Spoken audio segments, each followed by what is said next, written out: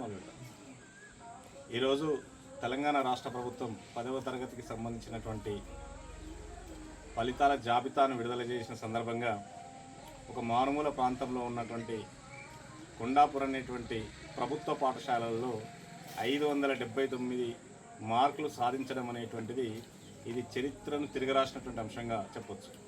ఎక్కడనో కార్పొరేట్ స్కూళ్ళల్లో చదివిన వాడికి కూడా ఇంత అద్భుతమైనటువంటి ఫలితాలు రాలేదు. ఈ గ్రామ పంచాయతీ పరిధిలో వచ్చినటువంటి 33 మందిలో 12 మంది 500 పైచులకు మార్కులు సంపాదించడం అనేటువంటి చాలా గర్వకారణం. ఇందులో మొదటి స్థానంలో మండల వర్ష ఉండడం అనేటువంటిది చాలా గొప్ప విషయం.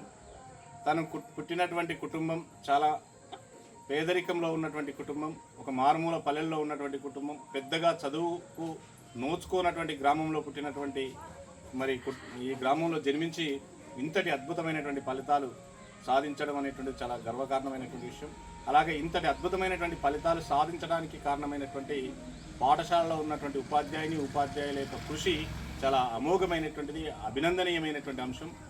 ఈ అంశాన్ని, ఈ ఫలితాల యొక్క వెల్లువను, ఈ ప్రపంచనాన్ని చూసి ఇప్పటికైనా మనం తల్లిదండ్రులుగా ప్రభుత్వ పాఠశాలలోనే నాణ్యమైన విద్య ఎట్లా అందించబడుతుంది, ఏ కోఆపరేషన్ లేకుండా, ఏ సహకారం లేకుండా, ఏ రకమైనటువంటి ప్రలోభాలు లేకుండానే ఒక సాధారణమైనటువంటి పాఠశాలలో ప్రభుత్వ ఉపాధ్యాయులు చేసినటువంటి కృషి ఫలితంగా ఇంతటి అద్భుతమైనటువంటి ఫలితాలు సాధించడం అనేటువంటిది చాలా గొప్ప విషయం.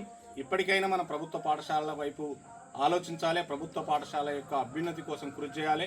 అందుకు వీరు ఇచ్చినటువంటి 100% రిజల్ట్ సాధించడమే కాకుండా ఈ అద్భుతమైనటువంటి ఫలితాలు సాధించడం, అందరూ ఫస్ట్ క్లాస్లో పాస్ కావడం అనేటువంటిది చాలా గొప్ప విషయంగా మనం భావించాల్సి ఉంటుంది.